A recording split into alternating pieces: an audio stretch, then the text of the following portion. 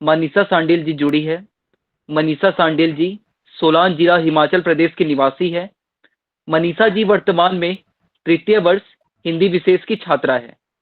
2019 में इन्होंने 12वीं की परीक्षा उत्तीर्ण की। 12वीं के बाद इन्होंने डिप्लोमा ऑफ एलिमेंट्री एजुकेशन भी किया है। मनीषा जी के पिता अभी अध्यापक के रूप में कार्यरत हैं। मनीषा जी को कविता लिखने में काफी अधिक रुचि है। मनीषा जी के परिचय को मैं समाप्त करने के साथ अब मनीषा जी से विनती करूंगा, गुजारिश करूंगा कि आप मंच पर आएं और अपने व्याख्यान को दें। आपका स्वागत है। सर्वप्रथम आप सभी को नमस्ते। स्नातक विद्यमान व्याख्यान श्रृंखला के संयोजक डॉक्टर राजेश राव व उनकी समस्त टीम को मैं मनीषा सांडिल राजकीय महाविद्यालय अर्की की छात्रा धन्यवाद करती हूँ। साथ ही साथ में हमारे महाविद्यालय की प्रधानाचार्य महोदया जी व डॉक्टर राजन तनवर जी को भी धन्यवाद करती हूँ कि जिन्होंने हमारे महाविद्यालय में मुझे यह अवसर प्रदान करवाया।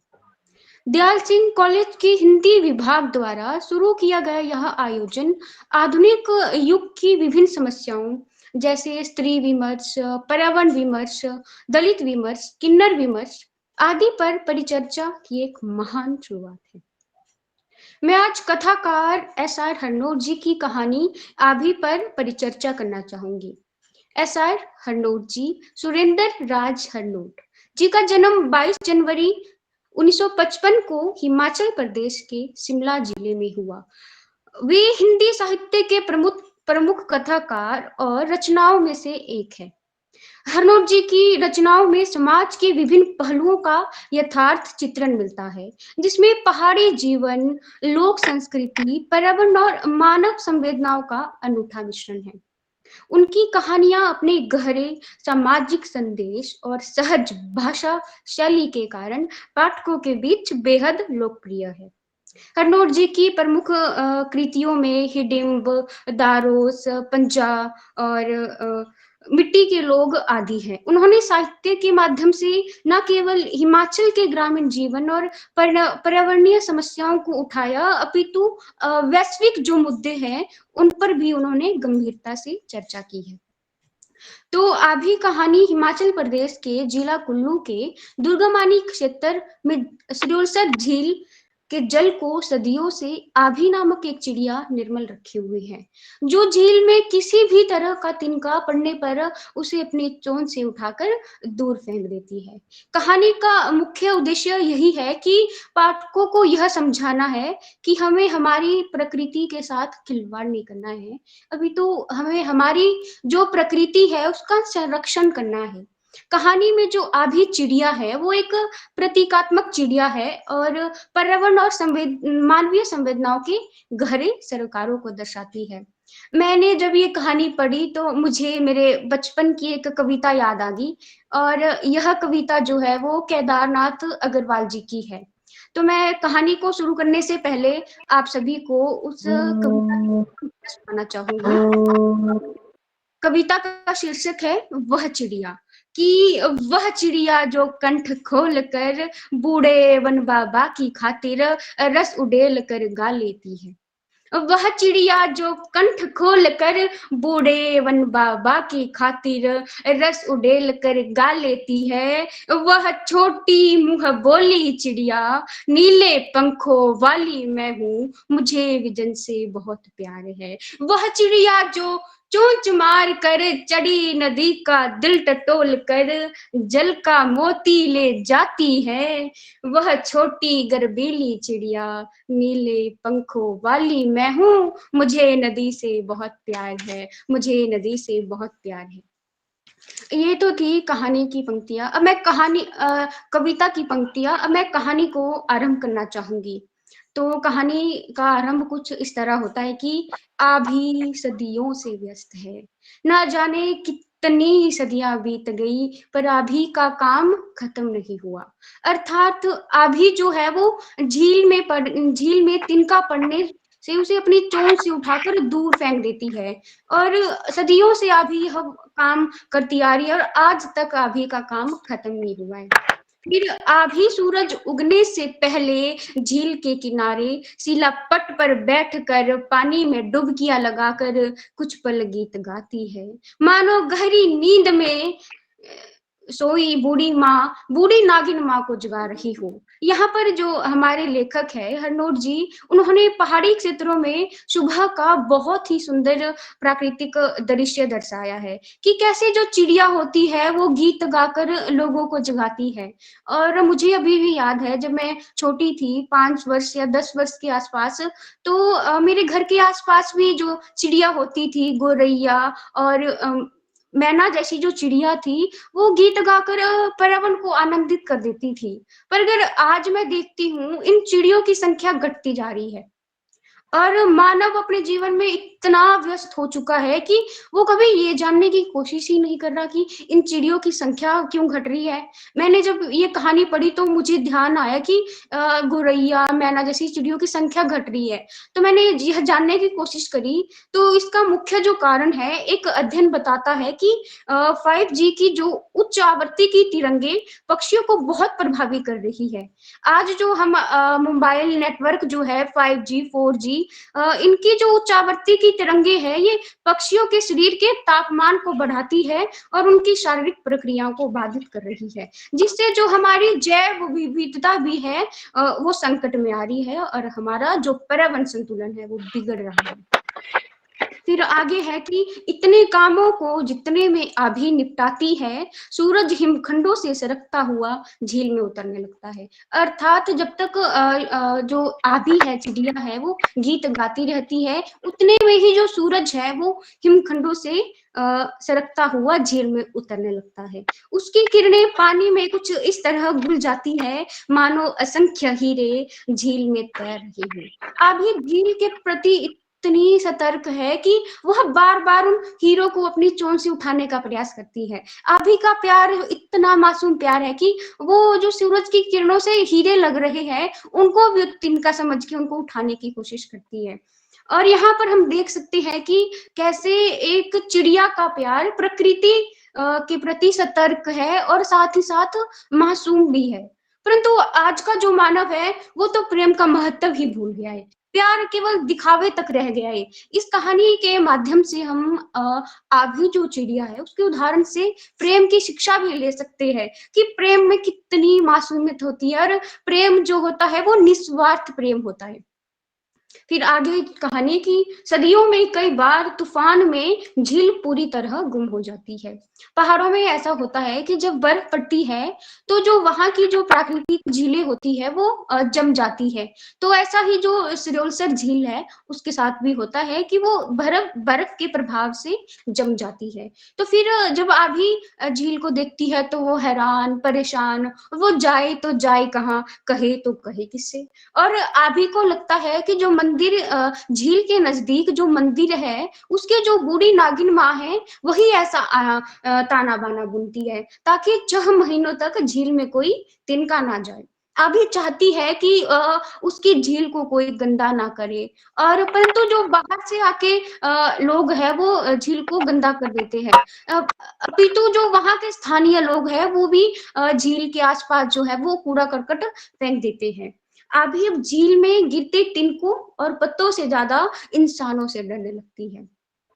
और अभी के लिए यह प्लास्टिक है एक आफत बन गया है, क्योंकि जब तक वो तिनके थे उनको तो अभी अपनी चोंच से उठा सकती थी, पर एक छोटी सी चिड़िया के लिए उन प्लास्टिक के कचरों को उठाना, अपनी चोंच से उठाना उसकी समर्थ में नहीं है। झील के आसपास के पर्यावरणीय संकट में मानवीय लालच और स्वार्थ की भूमिका को स्पष्ट रूप से दिखाया गया है कि कैसे जो लोग हैं प्रकृति का विनाश कर रहे हैं, कचरा फेंक रहे हैं। ये कचरा अभी अपनी चोंच से नहीं उठा सकती। ऐसा हरनोट जी, लेखक का यही संदेश है कि हमें प्रकृति को साफ सुथरा रखना चाहिए। हम प्रकृति को केवल एक संसाधन ना माने, हमें प्रकृति को सिर्फ एक संसाधन के रूप में नहीं देखना चाहिए, अपितु सजीव और संस्कृति का अभिन्न हिस्सा समझना चाहिए। हमें उनके उपयोग में संयम रखना चाहिए और बच्चों को, युवाओं को पर्यावरण की अहमियत और संरक्षण के उपायों का उन्हें पता होना चाहिए, ताकि जो वे प्रकृति के साथ सामंजस्यपूर्ण जीवन जी सके। फिर कहानी आगे कुछ इस तरह है कि अभी की परेशानियां अब और बढ़ने लगी।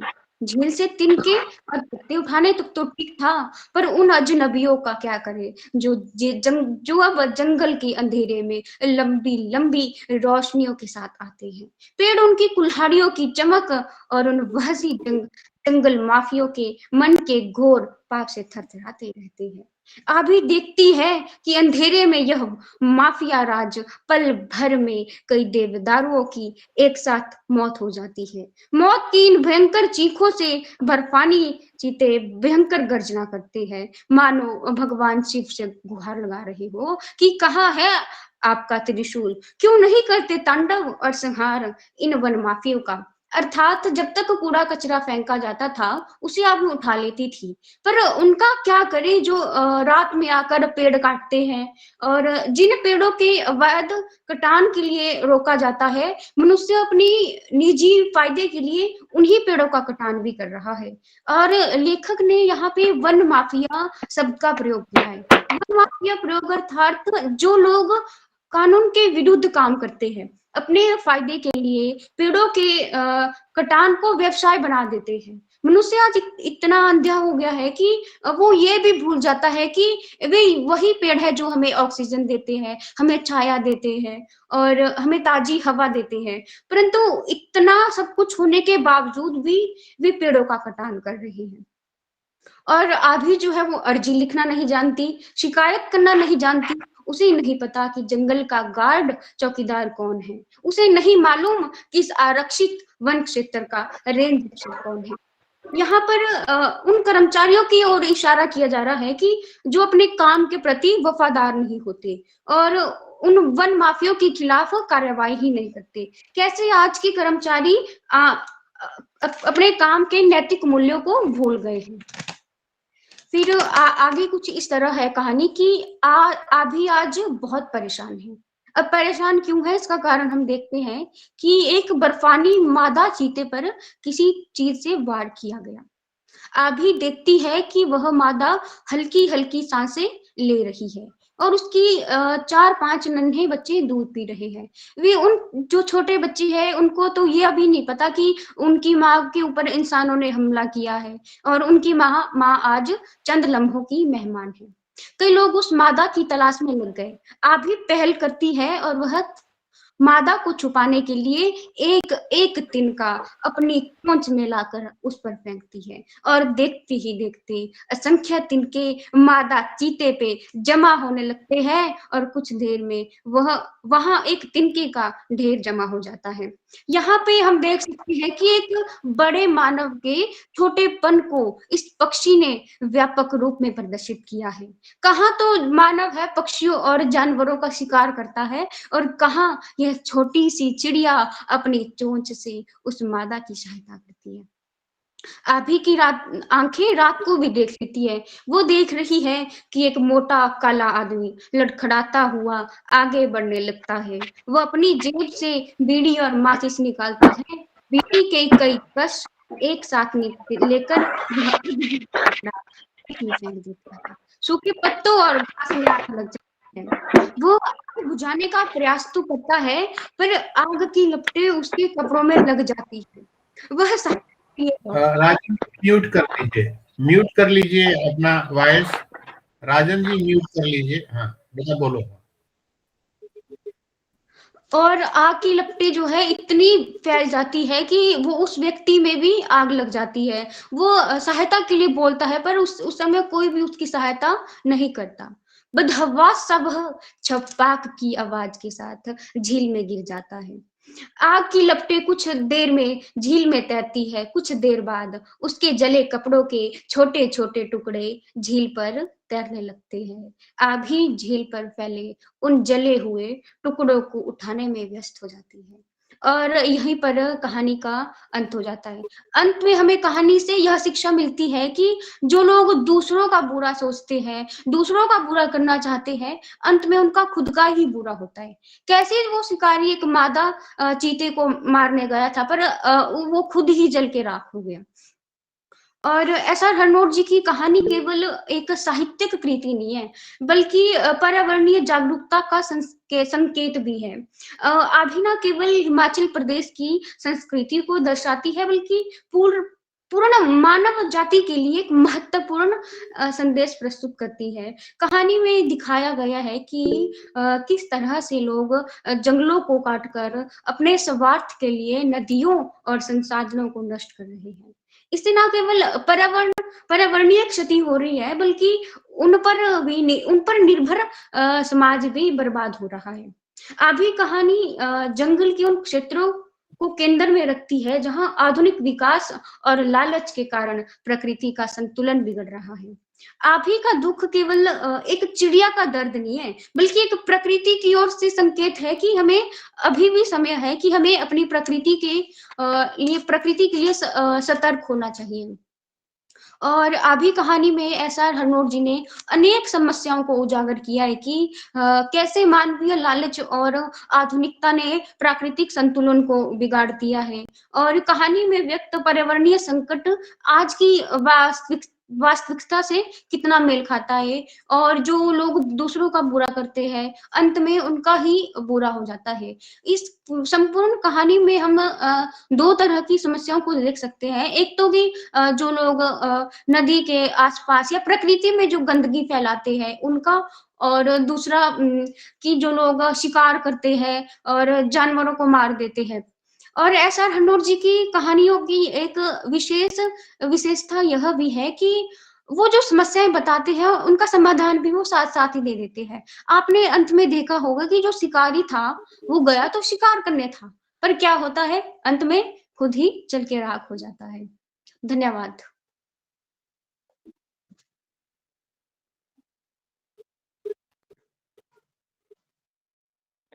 बहुत बहुत धन्यवाद मनीषा जी आपके व्याख्यान के लिए।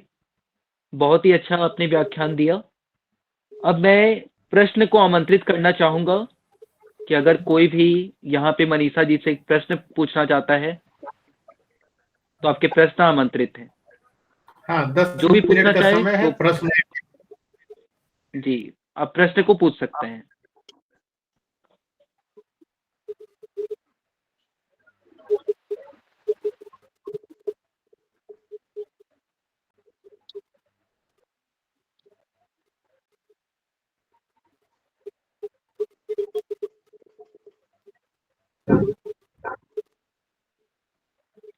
जी बबलू विश्वकर्मा जी, आपने हैंड को रेज किया है। आप कुछ प्रश्न पूछना चाहते हैं तो आप पूछ सकते हैं।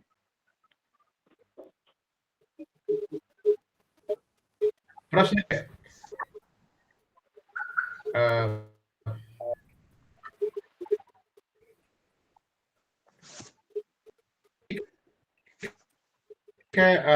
अभी अम्बिकेश प्रश्न करें। मेरी एक छोटी सी टिप्पणी है बहुत संक्षेप में कि मनीषा में जिस उद्देश्य के लिए जीएसटीएस बनाया गया है कि राजकीय महाविद्यालय छात्रा मनीषा इतनी प्रबुद्ध है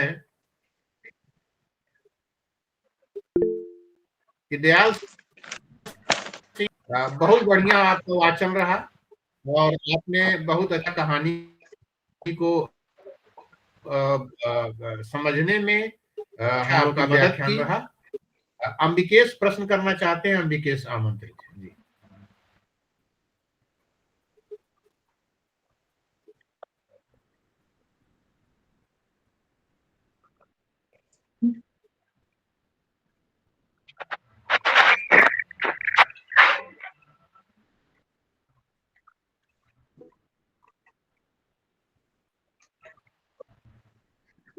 मैंने जब यह कहानी पढ़ी तो मेरे को इसमें दो समस्याएं दिखी थी। एक तो कचरे को लेके थी और दूसरा शिकार को लेके थी।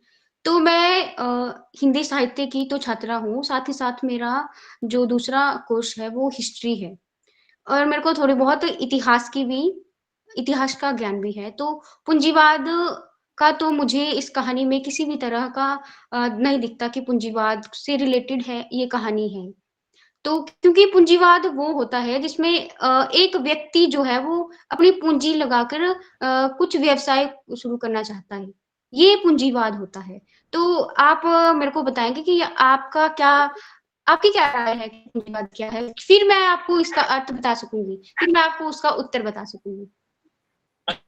हाँ, टिप्पणी करना चाहे तो 2 मिनट में टिप्पणी अम्बिकेश करें प्लीज।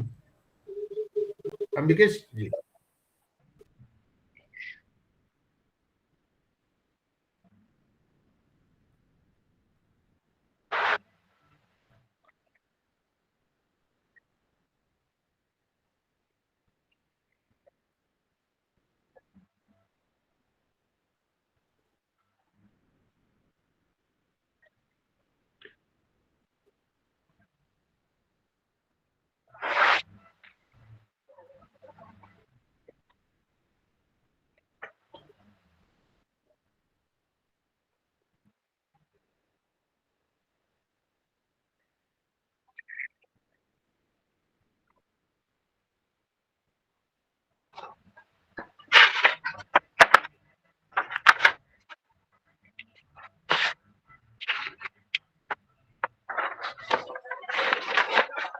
जो टिप्पणी थी उसको मैं इस तरह से सही करना चाहूंगी, क्योंकि मुझे तो नहीं लगता कि ये पूंजी का है।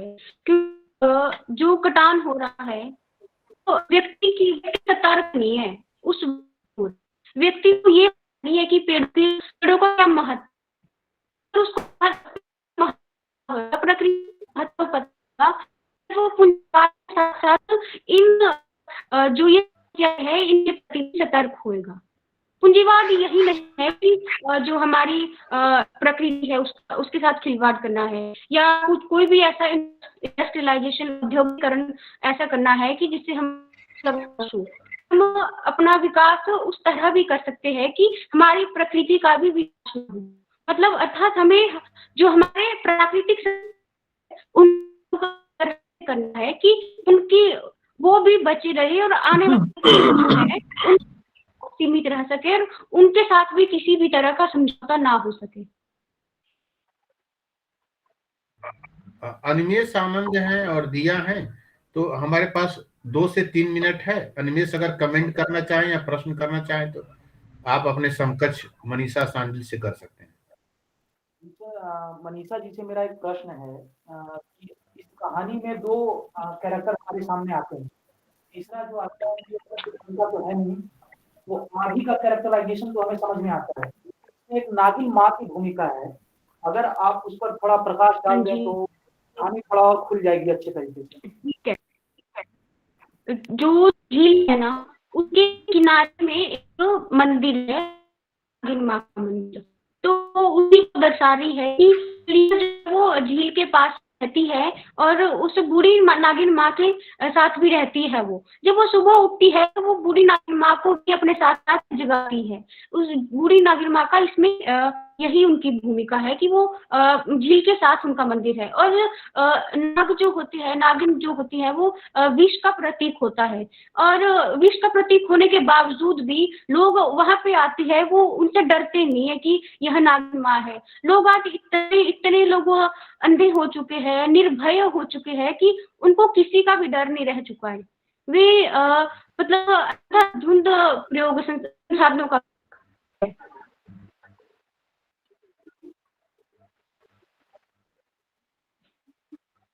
आप मेरे उत्तर से संतुष्ट हैं? मनीषा, ये हम लोग बहस कर रहे हैं और उत्तर देने की और प्रश्न करने की अंतहीन प्रक्रियाएं होती हैं ज्ञान के क्षेत्र में, तो आप आश्वस्त रहें। ये प्रक्रिया चल रही है, हम लोग कहानी को मत रहे हैं, अलग अलग दृष्टिकोण से इस पर बात होगी। ठीक है। अनिमेष, हर्ष, आप अम्बिकेश द्विवेदी को आमंत्रित करिए। जी, सभी के प्रश्नों के लिए धन्यवाद। मेरा एक अब मैं जी आप पूछ लीजिए। आपने बहुत अच्छे से कहानी को जो है डिस्क्राइब किया। मेरा प्रश्न ये है कि आज के समय में क्या पहले से भी जो सरकारें रही हैं पर्यावरण की सुरक्षा के लिए इतने सारे अभियान चला रही हैं, और उसके बाद जो है फिर भी हम इतने पैसे इसके लिए जो है खर्च किए जा रहे हैं, फिर भी हम पर्यावरण को बचा नहीं पा रहे हैं। इसमें और वो छोटी सी पक्षी, आभी नामक पक्षी, जो एक झील की साफ सफाई का पूरा जो है जिम्मा अपने ऊपर उठाई हुई है, और अंत में वो उसकी सफाई करते करते अपने त्याग देती है। तो आप इसे कहाँ तक देखती हैं? और जो मतलब मैं वर्तमान सरकार और इसके पहले जो सरकारें रही हैं, या हम देखते हैं अंतरराष्ट्रीय वैश्विक लेवल पे पर्यावरण से संबंधित मुद्दों को लगातार उठाया जा रहा है, तो वो मुद्दे सफल क्यों नहीं हो रहे? अगर देखिए मैं समझ सकती हूँ ना, तो हमारे को कोई भी मतलब हम जो भी काम करते हैं ना उसको व्यवहारिक रूप से भी हमें लेना चाहिए। और जो हमारी प्रकृति है ना उसको हम एक संसाधन के रूप में देखते हैं। अगर आप सभी को ध्यान होगा तो उत्तर प्रदेश में एक चिपको आंदोलन हुआ था, और चिपको आंदोलन पेड़ों के प्रति हुआ था। वहाँ जो एक औरत थी उन्होंने पेड़ों को बचाने के लिए वो पेड़ों से चिपक जाती थी। तो मतलब जो औरत थी उसको पेड़ों से कितना प्यार था, आप देख सकते हैं यहाँ से उदाहरण। तो आज क्या हो रहा है, मतलब नई नई स्कीम्स लाई जा रही है और लोगों को अवेयर भी किया जा रहा है, पर अवेयरनेस से, सतर्कता से ही कुछ नहीं होगा। हमें हमारी प्रकृति से प्रेम भी करना होगा। जब तक हम प्यार नहीं करेंगे ना, बस उसको केवल एक संसाधन के रूप में देखेंगे, तब तक जो है हम अपनी प्रकृति को साफ सुथरा करने में सफल नहीं हो सकते। मनीषा, क्या वहाँ के जो स्थानीय लोग हैं, क्या उसे भी जो है अपने संसाधन के रूप में देखते हैं, या सिर्फ बाहरी लोग ही जो है इन सब चीजों को एक संसाधन के रूप में हाँ देखते जी, हैं? मैं आपको शायद मैंने बोला होगा कहानी में कि जो बाहर से लोग आते हैं ना वही वहाँ के कचरा निकालते हैं। वहाँ के जो स्थानीय लोग हैं उनको भी अपने जो प्राकृतिक संसाधन है उनका उनका कोई महत्व नहीं है। सभी लोग ये कर रहे हैं, बाहर से आके लोग भी ये कर रहे हैं और स्थानीय लोग वो भी कर रहे हैं, सभी। अब अंबिकेश को मैं आमंत्रित कर रहा हूँ आगे के कार्यक्रम आगे बढ़ाएं। जी। धन्यवाद आप सभी को।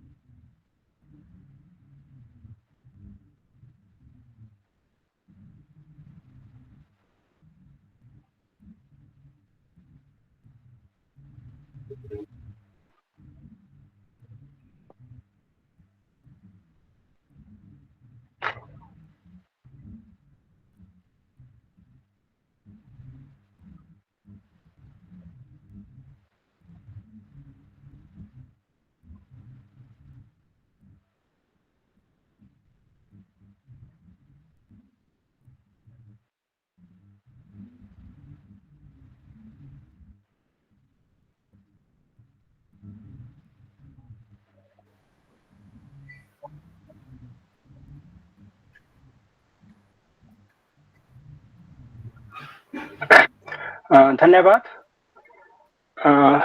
सभी का आभार, धन्यवाद। मैं मुख्य रूप से अभिनंदन करता हूं माननीय SR हनोट जी का, डॉक्टर राजेश राव जी, प्राचार्य राजकीय महाविद्यालय अर्की सुनीता शर्मा जी एवं विद्यार्थी तथा अन्य संस्थाओं से जुड़े हुए प्राध्यापक, विद्यार्थी एवं श्रोताओं। आज का यह सत्र डॉक्टर राव एवं इनकी टीम ने सुप्रसिद्ध कथाकार SR हनोट की कहानी आभी को केंद्र में रखकर किया गया है। इसका आयोजन आभी कहानी का शीर्षक हनोट जी ने उस चिड़िया की मेहनत को ध्यान में रखकर दिया है जो कुल्लू जिले के पास एक झील है, उस झील में निरंतर प्रयासरत रहती है उस झील को साफ करने के लिए, और दिन रात उसका एक ही कार्य है। अभी मनीषा ने भी इसके ऊपर विस्तृत जानकारी आप लोगों को साझा की है, मैं भी कुछ उसमें और जोड़ रहा हूं। आभी जो पक्षी है उसका अस्तित्व बिल्कुल छोटा सा है, परंतु जिस तरह से वह प्रकृति को स्वच्छ बनाना चाहती है, वह मानवीय जो गुणों से सराबोर हम सभी हैं उनके ऊपर एक तमाचा भी है और एक सीख भी है कि किस तरह से जिसका अस्तित्व बिल्कुल नगण्य है मनुष्य के सामने, वह अपना कार्य निरंतरता से किए जा रहा है। जो मनुष्य संसार में सर्वश्रेष्ठ है, बुद्धिमान है, बुद्धि का तत्व जिसमें बुद्धि का तत्व उसमें सर्वाधिक है, जो सभी योनियों में सर्वश्रेष्ठ है, वह इस प्रकृति को दूषित करने में कोई कोर कसर नहीं छोड़ रहा है। हरनोट जी ने उस आभी की ओर इनकी दृष्टि गई है, क्योंकि हरनोट जी का जो लेखन है, इन्होंने मैं अभी तक इनको समझ पाया हूं, ये 3 तरह के विमर्शों को केंद्र में रखकर सृजन करते हैं। पर्यावरण विमर्श इनका सर्वश्रेष्ठ है, क्योंकि प्रकृति का जितना सुंदर मनोहारी वर्णन इन्होंने अपने साहित्य में किया है, तो ये पंत से कहीं कम नहीं है। ये प्रकृति जो इनकी प्रकृति पर जो इन्होंने रचनाएं लिखी हैं, इनका उपन्यास हाल ही में एक उपन्यास आया है, नदी रंग जैसी लड़की। वह प्रकृति, उसमें प्रकृति का संरक्षण भी है और नारी सशक्तिकरण भी है, 2 विचारधाराएं एक साथ चलती हैं। आभी एवं असंख्य ऐसी कहानियां इनकी हैं जहां पे ये प्रकृति के संरक्षण के लिए मनुष्य को जागृत करने का प्रयास करते हैं अपनी लेखनी के माध्यम से, परंतु मनुष्य जो अहम से ग्रस्त है, जो अभिमान की पराकाष्ठा जिसमें है, जो केवल मात्र अर्जन करना चाहता है, वो किसी न किसी तरह से पैसे कमाना चाहता है, उसे प्रकृति से कोई लेना देना नहीं है। अगर वह प्रकृति जिस तरह से प्लास्टिक का उत्पादन धड़ाधड़ हो रहा है, ना तो सरकार इसको रोकने के लिए कोशिश कर रही है और ना जो उपयोग करने वाला मनुष्य है वह इसमें कमी आने दे रहा है। तो हरनोट जी वहां पे चिड़िया के माध्यम से एक बात और दर्शाते हैं कि चिड़िया तिनके तो उठा सकती है, घास के तिनके उठा सकती है, पत्ते उठा सकती है, परंतु वह असमर्थ है उन रेफर्स को, जो कुरकुरे, चिप्स या बीड़ी के टोटे, सिगरेट के जो टुकड़े हैं, उनको उठाने में वह असमर्थ है। वह तो अपना मुंह तक जला देती है उनको उठाने में, परंतु जो बेहया मानव है वह इस चिड़िया के श्रम को, इस चिड़िया की सोच को नहीं समझ पा रहा है। साथ साथ हरनोट जी ने इस कहानी में जो वन माफिया है, जिसका अभी देखो जिक्र भी हुआ कि क्या यह पूंजीवाद को बढ़ावा देने की बात की जा रही है इस कहानी में। पूंजीवाद, क्योंकि जो वन माफिया है वह पूंजीवाद का ही एक संरक्षक है। वह उन वनों का अंधाधुंध कटान करके, उसे नहीं मालूम कि इन वनों के काटने के बाद वह कितने जीवों को मौत के घाट उतारने में मतलब उसका योगदान होगा, कितने आसमयिक मौत मर जाएंगे। अगर सभी को पर्याप्त ऑक्सीजन नहीं मिलेगी तो क्या होगा, परंतु उसे केवल मात्र यही दिखता है कि वह इन वनों का कटान करने के बाद जितनी भी जल्दी हो सके ज्यादा से ज्यादा पूंजी अर्जित करे, पूंजी कमाए और वनों का कटान करे। और साथ में हरनोट जी उस व्यवस्था पे भी आक्षेप करते हैं जो सरकारी तंत्र में लोग हैं, पुलिस अधिकारी हैं, वन अधिकारी हैं या कोई अन्य अधिकारी हैं, वो आंख मूंदे हुए यह सब देखते रहते हैं, जबकि उनका दायित्व बनता है कि इन माफियाओं के ऊपर अंकुश लगाए और अपनी ड्यूटी का जो उनको कार्य सरकार द्वारा प्रदान किया गया है, ड्यूटी उनको मिली है, उस ड्यूटी का वह सही से अपने कर्तव्य निर्वहन करें और इन माफियाओं पर अंकुश लगाएं। परंतु शायद वो लोग भी बिक जाते हैं, जिस तरह से पूंजीवादी व्यवस्था में होता है। वो थोड़े से स्वार्थ के लिए, थोड़े से कुछ रुपयों के लिए या शराब के लिए या किसी नशे की आड़ में वो बिक जाते हैं और वनों का अंधाधुंध कटान जारी रहता है। चिड़िया अपने ढंग से वहां व्यवस्था, मतलब उस सरेसुर जो झील है उसकी व्यवस्था को सुचारू बनाना चाहती है और विषम परिस्थितियों में भी जब बर्फ पड़ती है तब भी वह चिंतित रहती है कि अब ऐसा क्या हो गया। वो सब कुछ चाहती है, जानती है कि शायद ये प्रकृति ऐसा क्यों कर रही है, ऐसा क्यों हो रहा है, परंतु वह कुछ नहीं कर सकती। जो कहानी का जब अंत जैसा होता है, वहां पे हरनोट जी उस चिड़िया की वेदना इतनी मार्मिक ढंग से व्यक्त करते हैं कि उसे जब मालूम होता है कि मादा चीता को शिकारियों ने घायल कर दिया है और वह धीमी धीमी सांस ले रही है, उस समय उसे और वह अन्य अपनी आभी जो उनकी साथी चिड़ियां हैं उन्हें भी आमंत्रित करती है, उन्हें बुलाती है अपनी भाषा में, और वो सारे के सारे उस मादा चीता को ढक देते हैं।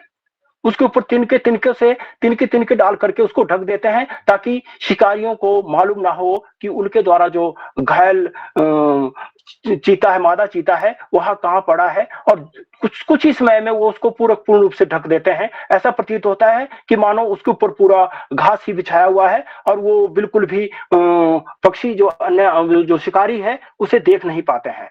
परंतु वह चिंतित चिड़िया फिर एक बात और चिंतित है, वहां मातृत्व जो वात्सल्य रस है, वात्सल्य की जो बात है, हरनोट जी कहते हैं कि वो चिड़िया को तो ढक रहे हैं अभी और उनकी साथी चिड़िया चीते को तो ढक रही हैं, परंतु उन छोटे छोटे बच्चों का क्या करें जिन्हें नहीं मालूम है कि कुछ समय के बाद उनकी मां का देह का अंत होने वाला है। वो तो उसके दूधों में दूध ढूंढ रहे हैं, दूध पीने की कोशिश कर रहे हैं कि जबकि उनकी मां कुछ समय के बाद मरने वाली है। यहाँ पे देखो हरनोट जी ने मतलब वात्सल्य जो रस है या वात्सल्य की माँ पुत्र का, माँ बच्चे का जो प्रेम है वह पशु पक्षियों में और मनुष्यों में एक समान रूप से होता है। और माँ तो सबकी माँ ही होती है, चाहे वो इंसानों की माँ हो या पशु पक्षियों की माँ हो या जानवरों की माँ हो, किसी की भी माँ हो। तो वहां पे बच्चे वो अपने उसे फिर उस तरह से वहां ये भी सोचती है, जब वो घायल अवस्था में है वह ये सोचती है सीता कि मैं तो चलो मर जाऊंगी, परंतु इन बच्चों का क्या होगा। इस तरह की सोच को भी उन्होंने अंकित करने की कोशिश की है। यह जो कहानी है मूल रूप से प्रकृति संरक्षण और वन माफिया, प्रकृति संरक्षण और छोटे जीवों का जो देहधारी जीव हैं वो किस तरह से हम लोगों को एक अप्रत्यक्ष रूप से पाठ पढ़ाना चाहते हैं, सिखाना चाहते हैं कि जब हम इस प्रकृति का सम्मान कर सकते हैं, जो हम इस प्रकृति से बहुत कम लेते हैं, परंतु मनुष्य जो इस प्रकृति को खरीदता है, बेचता है, क्या क्या करता है, हर वक्त इस प्रकृति का दोहन करने के लिए ही आतुर रहता है, वह इस प्रकृति को के संरक्षण के लिए कुछ भी कार्य नहीं कर रहा है, वह केवल मात्र अपना स्वार्थ देखता है। सभी लोग कहते हैं कि हमें प्रकृति को संरक्षित करना है, प्रकृति को बचाना है, परंतु सभी फिर भी प्रत्यक्ष और अप्रत्यक्ष रूप से अधिकतर लोग इस प्रकृति को दूषित करने में, इस प्रकृति का हनन करने में दिन रात व्यस्त हैं। सभी, जैसे अगर पहाड़ी क्षेत्रों की बात की जाए तो पूरे पहाड़ों के जो वनों को काटा जा रहा है, पहाड़ों की छाती चीर करके सड़कें निकाली जा रही हैं, सुरंगें निकाली जा रही हैं, जगह जगह कंकर पत्थर, ईंट पत्थरों के घर बनाए जा रहे हैं, अर्थात जहां जंगल होते थे वहां ईंट पत्थरों को या कंकर पत्थरों के जंगल खड़े किए जा रहे हैं। तो इस तरह से अगर ऐसा ही होता रहा तो जैसे बालकृष्ण शर्मा नवीन की कविता है, विप्लव गायन में लिखते हैं, कभी कुछ ऐसी तान सुनाओ जिसे उथल पुथल मच जाए, एक हिलोर इधर से आए एक हिलोर उधर को जाए, प्राणों के लाले पड़ जाए त्राही त्राही रवनभ में छाए, कभी कुछ ऐसी तान सुनाओ जिसे उथल पुथल मच जाए।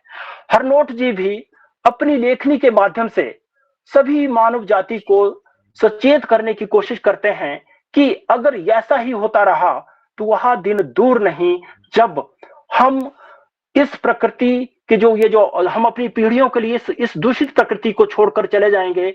लोगों को सांस लेना भी दुभर हो जाएगा। ऋतुएं परिवर्तित हो चुकी हैं। ऋतुओं के हिसाब से अब ऋतुएं ना तो वर्षा हो रही है, ना गर्मी हो रही है और ना सर्दी हो रही है। सर्दियों में पहाड़ों में बर्फ देखने को नहीं मिल रही है। बरसात में वर्षा नहीं हो रही है, अगर हो रही है तो अंधाधुंध हो रही है, जिसका कोई ठिकाना ही नहीं है। या तो तबाही के साथ आती वर्षा या फिर होती ही नहीं। तो इस तरह से हालांकि ये संकेत प्रकृति ने इस तरह के संकेत देने आरंभ कर दिए हैं कि अगर हम प्रकृति को संरक्षित नहीं करेंगे तो मनुष्य जीवन खतरे में है और खतरे में इसका खतरा बढ़ता ही जाएगा। हरनोट जी इस तरह से अपने समग्र साहित्य में इन बातों को उठाने की कोशिश करते हैं। ये समाज में व्याप्त सामाजिक कुरीतियों को भी, जैसे इनकी केले नाम की कहानी है, उस कहानी में जो समाज में आडंबर फैला होता है उसमें भी उस सामाजिक आडंबर को दूर करने की कोशिश करते हैं। इसी तरह से जो इनका हिडिंब उपन्यास है, उस उपन्यास में जो सामाजिक बंधन है या सामाजिक भेदभाव है और किस तरह से राजसी जो लोग हैं, राज सत्ता से जुड़े हुए लोग हैं, वो किस तरह से गरीब किसान की संपत्ति को हड़पना चाहते हैं, वह उस पीड़ा को भी उजागर करते हैं। अर्थात इनका समग्र साहित्य अगर देखा जाए तो उस साहित्य में इन्होंने समाज का कोई भी वर्ग ऐसा नहीं है जिस वर्ग की पीड़ा को, चाहे वो पक्षी है, चाहे वो मनुष्य है या मनुष्य समाज का कोई उच्च वर्ग है या अंत्यज वर्ग है, महिलाएं हैं, उन सभी की पीड़ा को हरनोट जी ने अपने साहित्य में स्थान दिया है। और यही कारण है कि इन्हें जो भारत के महान साहित्यकार हुए हैं वो इन्हें पहाड़ी प्रेमचंद कहते हैं। कि जिस तरह से प्रेमचंद जी यथार्थवादी लेखन के माध्यम से समाज के पतित वर्गों की पीड़ा को उजागर करते थे या उन्होंने किया, उस समय उन्होंने सामाजिक कुरीतियों को, जैसे दहेज प्रथा, अनमेल विवाह और छुआछूत, ऊंच नीच की समस्या को उजागर किया। उसी तरह से हरनोट जी भी आज वर्तमान समय में हिमाचल में रहते हुए यहाँ के पहाड़ी क्षेत्र की समस्याओं को तो उजागर कर ही रहे हैं, परंतु देश और दुनिया में जो भी घटित हो रहा है वह इनकी लेखनी के माध्यम से हर रोज नई रचना हमें इनकी पढ़ने को, सुनने को मिलती है। यह पूर्ण रूप से समर्पित है कि समाज जागृत हो, परंतु समाज है कि मानता ही नहीं। और समाज के जो लोग हैं वो केवल मात्र, जैसे आज हम लोग इसके 60-70-100 लोग इसमें जुड़े हैं, हम लोग फिर भी साहित्य से जुड़े हुए, कहीं ना कहीं हमारे अंदर सहृदयता हो सकती है, परंतु समाज का एक बहुत बड़ा भाग है जो जिसे ना तो उसे कुछ साहित्य से कुछ लेना है, ना उसे प्रकृति से कुछ लेना है। वह तो केवल मात्र अपनी जेब भरना ही जानता है, अपने स्वार्थों को सिद्ध करना ही जानता है। जब तक सरकार, जो साहित्यकार रच रहा है, हरनोट जैसे साहित्यकार रच रहे हैं, जब तक सरकार या सरकार से जुड़े हुए लोग इन सुझावों को, जो साहित्यकार या हरनोट जी जैसे साहित्यकार जो अपनी लेखनी के माध्यम से अभिव्यक्त कर रहे हैं, उनको व्यवहारिक रूप देने की कोशिश नहीं करेंगे, उन सामाजिक कुरीतियों को या उन जंगल माफियाओं को पे अंकुश नहीं लगाएंगे, तब तक ये घटनाएं बढ़ती ही रहेंगी और दिनों दिन इस तरह के जो घटनाक्रम है, तबाहियां हैं, वह होती रहेंगी। यदि समय से नहीं हम सचेत हुए या हमारी सरकार सचेत हुई तो ये घटनाएं इस तरह से ही आगे बढ़ती रहेंगी।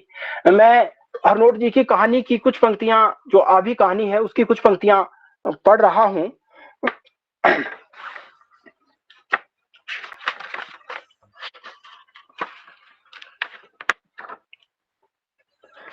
ये जो अंतिम पंक्तियां हैं, जैसे मैंने पहले जिक्र भी किया है कि जब वो शिकारी वहां पे आ जाता है तो आभी का उसके प्रति जो दृष्टिकोण है वो क्या सोचती है, उस तरह से देखो, कई लोग उस मादा की तलाश में लग गए हैं, उनके कंधे पर कुल्हाड़े और बंदूकें हैं, घना अंधेरा होने की वजह से वह उस ओर नहीं आते जहां मादा चीता पड़ी है। आभी जानती है वह इस मादा को घसीट कर ले जाएंगे, उसका कलेजा बैठ रहा है, वह चीखना चाहती है पर जैसे चोंच किसी चीज ने जकड़ ली है, वह फड़फड़ाना चाहती है पर जैसे पंख किसी ने नोच लिए हैं।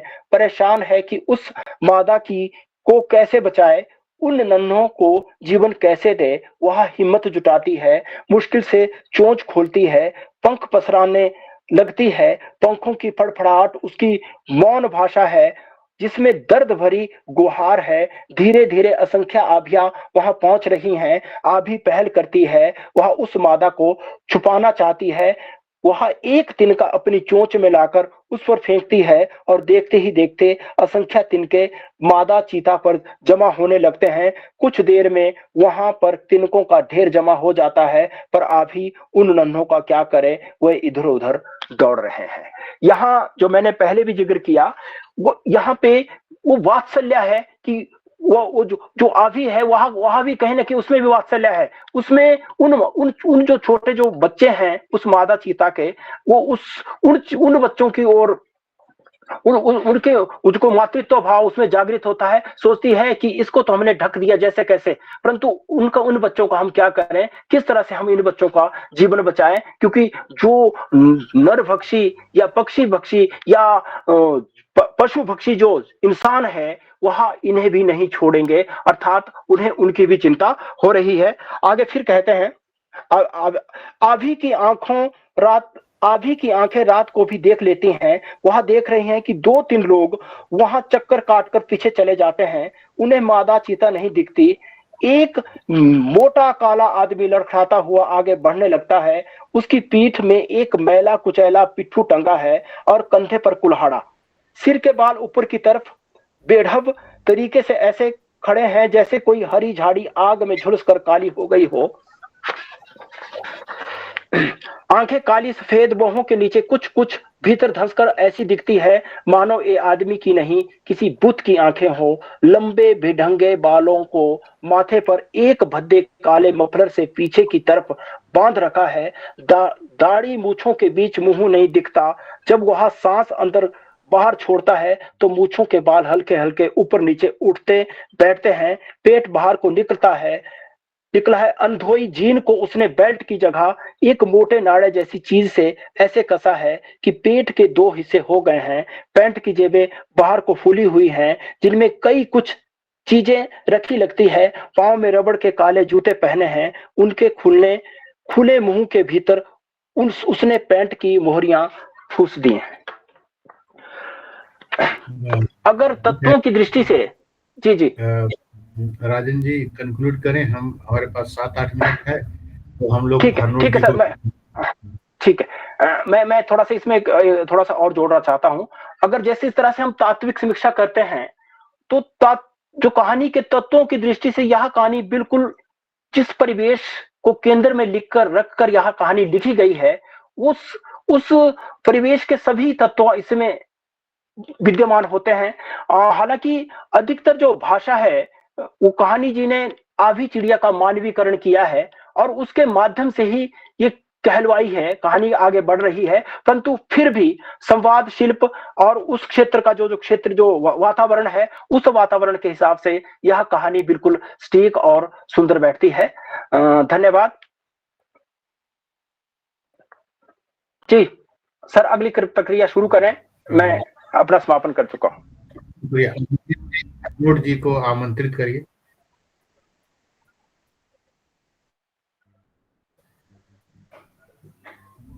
अमिकेश जी सर का धन्यवाद करते हुए, और क्योंकि प्रश्न का समय नहीं है तो हरनोट जी को हम लोग सुनेंगे।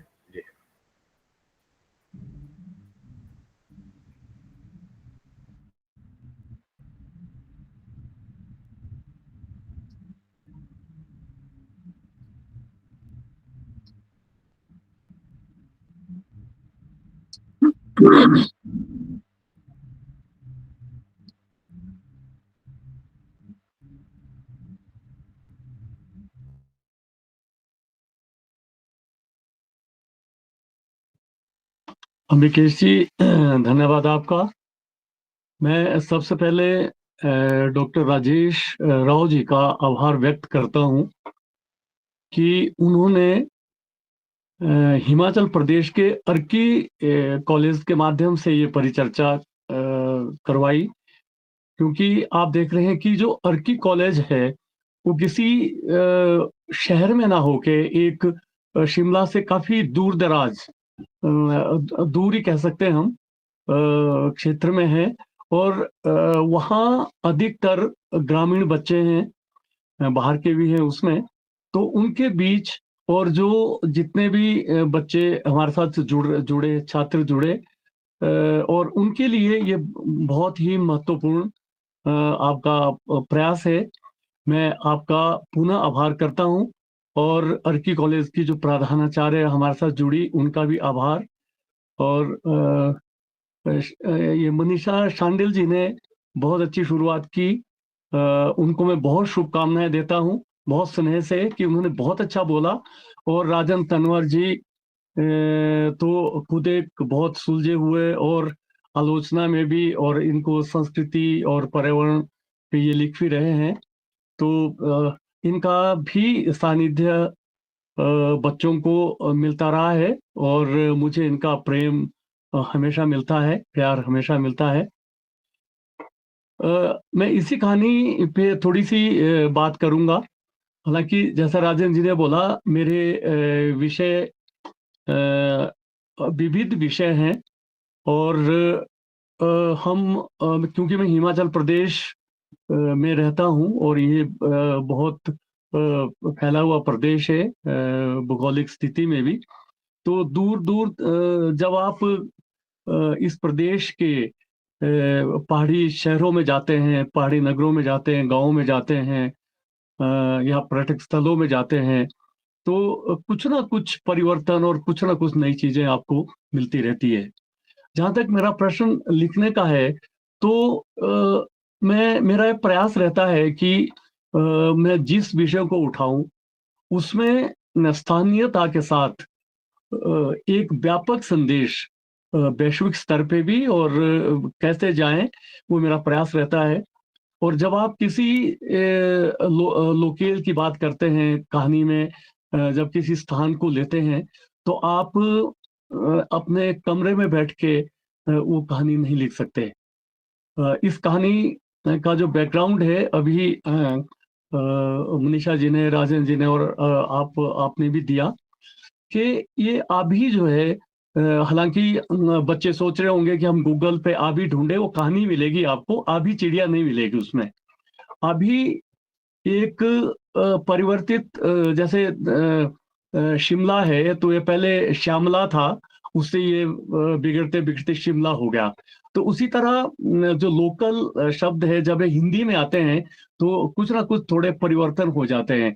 कुल्लू में, कुल्लू बहुत बड़ा जिला है, और कुल्लू में जो स्थानीय भाषा है, जो स्थानीय कुल्लूई बोली है, उसमें चिड़िया को आबिये बोलते हैं, आबिये। तो वहीं से ही ये रूप इसका आबिये से आभी ये बना। और आप हैरान होंगे कि हिडिंब उपन्यास मेरा 2003 में आया था, उसमें एक ऐसी चिड़िया का जिक्र है, क्योंकि उस टाइम भी ये चिड़िया 2003 में भी मेरे दिमाग में थी, कि मैं कुछ, क्योंकि मैं बड़ा प्रभावित था जब इस पे रिपोर्टिंग होती थी, छोटी छोटी खबरें आती थी कि ऐसी कोई चिड़िया वहां है। तो आप देख लो कि मैं 2013 में इस कहानी को लिख पाया, इतना अंतराल था। क्योंकि इस चिड़िया पे कोई कहानी लिखना मेरे हिसाब से मेरे लिए आसान नहीं था। शिमला से 130 किलोमीटर दूर जलोरी पास है, जो कम से कम कोई 11,000 फीट हाइट पे है, और 11.5 और 12 फीट हाइट पे ये झील है। जलोरी पास तक आप गाड़ी से जा सकते हैं, और वहां से 8 किलोमीटर का सफर पैदल है।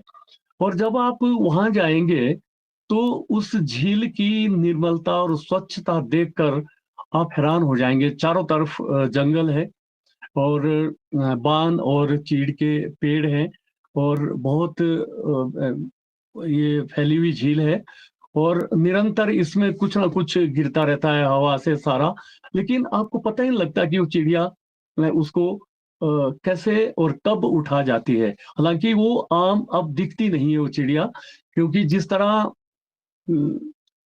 ये जो टावर्स लगे हैं, और ये मोबाइल टावर्स हैं, सारी जो चीजें हैं, उनकी वाइब्रेशन से उसी चिड़िया को नुकसान नहीं हुआ है, लेकिन जो दूसरे जानवर और पक्षी है उनको भी बहुत नुकसान इससे हुआ है।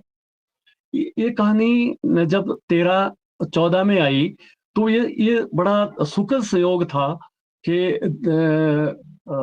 भारत सरकार ने स्वच्छता अभियान शुरू किया एक बहुत व्यापक स्तर पे, और इधर ये कहानी आई। लेकिन ये संयोग ही एक मात्र था कि इस कहानी के माध्यम से, जैसे आप सब ने कहा, कि हम लोग इतने लापरवाह हो गए हैं कि हमारे घर के बाहर भी अगर थोड़ा सा कोई कचरा दरवाजे के पास फैला है तो हम नगर निगम या वो सफाई कर्मचारी उनका इंतजार करते रहते हैं, हम खुद कुछ नहीं करते। और सबसे बड़ी बात, जो पहाड़ों में पर्यटन जो शुरू हुआ है पिछले 10-12 सालों में, बहुत बड़ा है पर्यटन। तो उस पर्यटन ने जो मैदानों का कचरा है वो किसी भी रूप में है, जो प्लास्टिक का कचरा है वो पहाड़ों में वो छोड़ के चले जाते हैं। आप दूर क्यों जाते हैं, आप अपने आसपास जाओ, जहां हम चाय पीते हैं वो खाली कप वहीं छोड़ देते हैं, पानी पीते हैं वो खाली बोतलें वहीं छोड़ देते हैं। तो इससे जो क्षति पर्यावरण को हो रही है, तो उसके लिए भी ये एक संदेश था पर्यावरण का। और ये कहानी जैसे ही आई, इस पे इसके अंग्रेजी में अनुवाद हुए, और ये 3 केरल सहित ये 2-3 और यूनिवर्सिटी में, हिमाचल यूनिवर्सिटी में भी एमए और उसमें पढ़ाई जा रही है कहानी, और हर शोध में शामिल है कहानी पर्यावरण की। और आपको सुखद आश्चर्य होगा कि हरियाणा में एक शुरुआत सोसाइटी है, ये सबसे पहले उन्होंने इसका रूपांतरण किया, और अभी तक वो कह रहे हैं कि 200 से ज्यादा शो कर चुके हैं इस कहानी के। वो मतलब संदेश देते हैं बच्चे जो है इस कहानी के माध्यम से कि हमारे को पर्यावरण को कैसे सुरक्षित रखना है। हालांकि पर्यावरण पे मेरी और भी कहानियां हैं। जो छात्र इस वक्त सुन रहे हैं उनकी सूचना के लिए मैं कह दूं कि जैसे आपने कहा कि लिटिल ब्लॉक गिर रहा है, इसमें एक कहानी है, लेकिन मेरा इसके बाद वाणी प्रकाशन से एक और संग्रह है कीले, उसमें भागा देवी का चाय घर नाम से एक दूसरी कहानी है, और ये इसी लोकेल पे कहानी है। आप इसका दूसरा भाग भी कह सकते हैं इस कहानी को।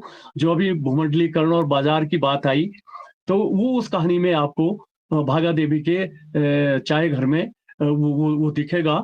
क्योंकि वो भागा देवी का चाय घर, क्यों मैंने कहा कि ये दूसरा पार्ट है इसका, वो इसलिए कि जब मैं वहां गया उस झील पे, तो उस झील से कोई कुछ दूरी पे पहले एक पत्थर का डारा था, और वहां एक लड़की चाय बनाती थी। वो क्योंकि वहां बस्तियां तो नहीं, वो गांव से कोई 10 किलोमीटर दूर से आती थी, उसके 2 बच्चे साथ थे, तो वो वहां चाय बनाती थी, उसका नाम भागो था।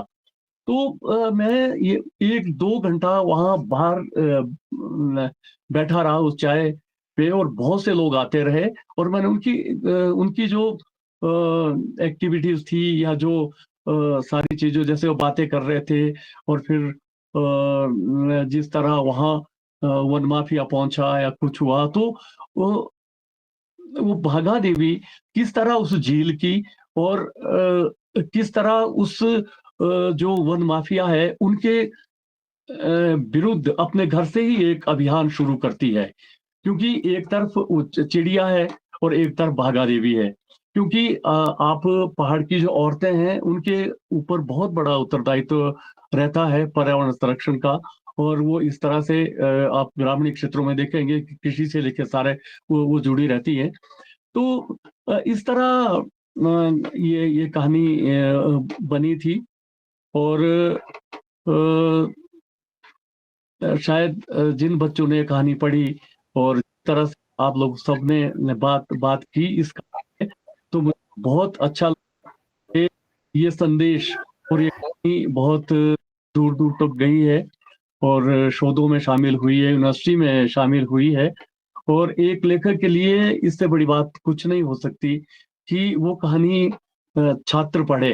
क्योंकि किसी लेखक के लिए जो छात्र है वही उसका भविष्य भी होते हैं। और मेरे लिए बहुत सम्मान की बात है कि बच्चे पढ़ रहे हैं, सिलेबस में पढ़ रहे हैं, इस पे बात कर रहे हैं। कितनी अच्छी बात अभी मनीषा जी ने की। तो पर्यावरण मेरा बड़ा प्रिय विषय रहा है, क्योंकि मैं सोचता हूँ कि आज के संदर्भ में, हालांकि इससे पहले दलित विमर्श था आपका, ये स्त्री विमर्श था, तो ये बहुत जोरों शोरों से उठाए गए विमर्श है और आज भी चल रहे हैं और बहुत महत्वपूर्ण विमर्श थे। लेकिन आज के संदर्भ में सोचता हूँ, जहां तक कि जो क्षति हमने पर्यावरण को की है, पर्यावरण की क्षति हमने जो पर्यावरण को पहुंचाई है, उससे बड़ा विमर्श कोई नहीं हो सकता। क्योंकि पर्यावरण बचेगा, प्रकृति बचेगी, तो मनुष्यता बचेगी। अन्यथा कोई सारे विमर्श बेईमानी हो जाएंगे। आप परमाणु से चंडीगढ़ से शिमला आते हैं, हमने हजारों पेड़ काट दिए हैं और हमारे को आज पेड़ नहीं चाहिए, हमें 4 लेन चाहिए हमें आज, क्योंकि हम बहुत तेज रफ्तार से कहीं भी पहुंचना चाहते हैं। लेकिन मुझे ये लग रहा है कि आगे आने वाले समय में यही रफ्तार एक जानलेवा बनने वाली है, क्योंकि अगर हमने प्रकृति को प्यार नहीं किया, उसको बचाया नहीं और पर्यावरण संरक्षण हमने नहीं किया, तो मुझे लगता है ना हम बचेंगे ना पृथ्वी बचेगी। मैं इसी के साथ आप सबका आभार व्यक्त करता हूं और पुनः राजेश राव जी का और जो छात्र जुड़े हुए हैं, राजन तनवर जी और सबका मैं बहुत बहुत आभार हूं। आपने मुझे इतना स्नेह दिया, इतना सम्मान दिया, बहुत बहुत धन्यवाद। अंबिकेश।